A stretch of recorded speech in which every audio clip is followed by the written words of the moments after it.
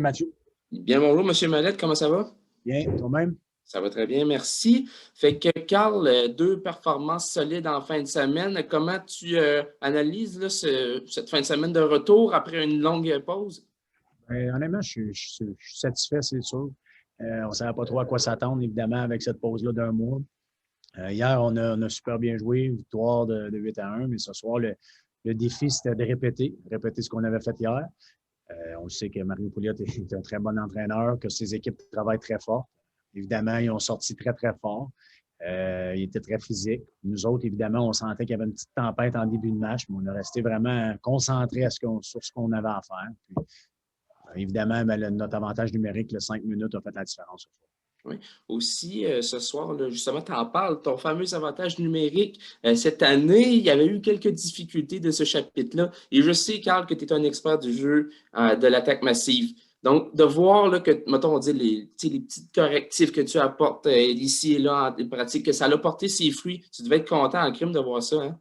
Oui, ça fait du bien, honnêtement, sincèrement. Mais puis, tu sais, c'est pas, il n'y aura jamais d'excuses, il n'y a pas d'excuses. Mais depuis le début de l'année, on avait quand même des bonnes chances de marquer sur l'avantage numérique. Je trouvais juste que des fois, on se compliquait les choses.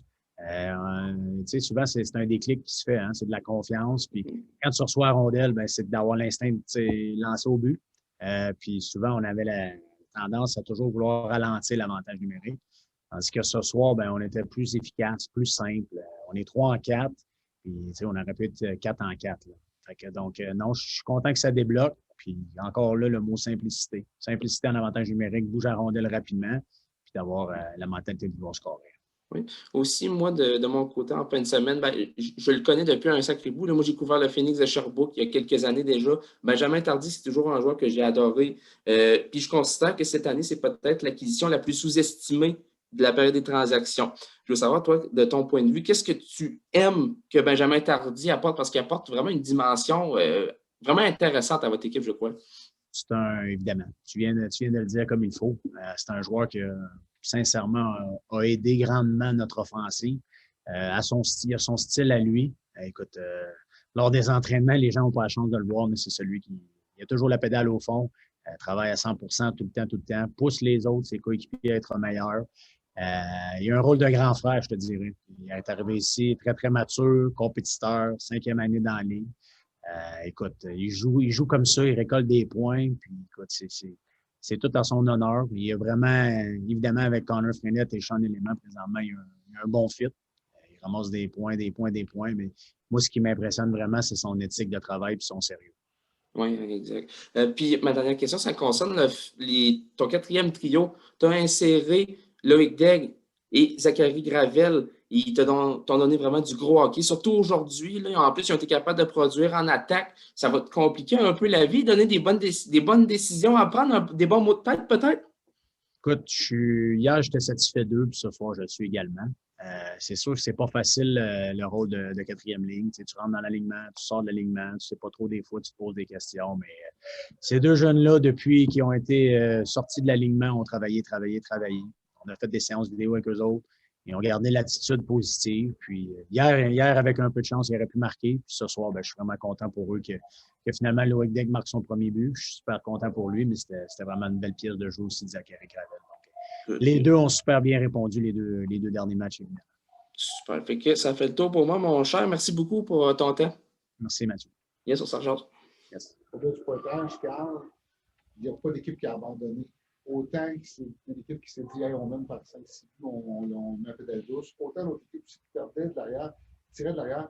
C'est 60 minutes de jeu ou 120 sur 2 matchs. Ça va être plaisant pour un coach d'avoir coaché dans cette situation-là. Oui, bien honnêtement, c'est super bien dit. Puis, tu sais, j'écoutais la conférence de Mario Pouliot hier. Mis à part le score, c'est vrai que son équipe avait travaillé hier puis ils n'ont jamais baissé. Puis, il y avait beaucoup d'atmosphère sur son banc. Puis même ce soir, enlève le score, c'était un bon match de hockey. Je pense que c'est deux équipes qui compétitionnaient, qui travaillaient. Oui, on a eu la main heureuse ce soir avec l'avantage numérique de 5 minutes. On a marqué 3 buts. Mais au-delà de ça, les Huskies sont venus ici et ils ont travaillé fort.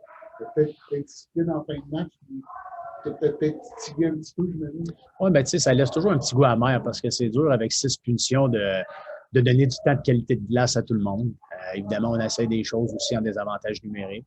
c'est surtout de valeur pour Fabio Jacobo, qui a volé un bon match ce soir. T'sais. Les gars auraient aimé ça qu'il réussisse son jeu blanc.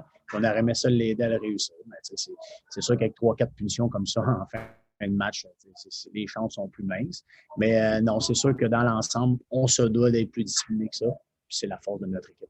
On parle beaucoup de l'offensive. Il ne faut pas oublier aussi que vous avez accordé 2 buts. Je disais plutôt que c'est une équipe qui travaille fort sur le côté, qui a des avantages numériques. Seulement 2 buts. Je pense que là, vous retrouvez le premier au tout près du classement. C'est-tu plus facile? Pourquoi tu avais mis en place en début de saison? C'est sûr que mon style de joueur, évidemment, c'était offensif. Puis les gens s'attendaient un peu de ma part de l'offensive. Mais j'ai toujours joué pour des équipes qui avaient une bonne structure défensive. Puis moi, ce que j'essaie de vendre à l'équipe, le concept d'équipe, c'est que notre structure défensive va nous permettre d'aller en attaque. En première période, des fois, on avait tendance à vouloir, on espérait des sorties de zone, on espérait des choses, puis c'était peut-être moins collectif qu'hier. Donc, en deuxième période, on a eu tendance à vouloir revenir à nos bases solides défensivement. Puis ça fait que présentement, on a marqué 14 buts aussi. On néglige pas notre défensive parce qu'on n'en donne pas. Puis encore une fois, il a fallu quand même défendre ce soir parce que les Huskies ont quand même très, très, très fort. Merci. Merci. Ça conclut les points de presse. Merci tout le monde. Merci, Pascal.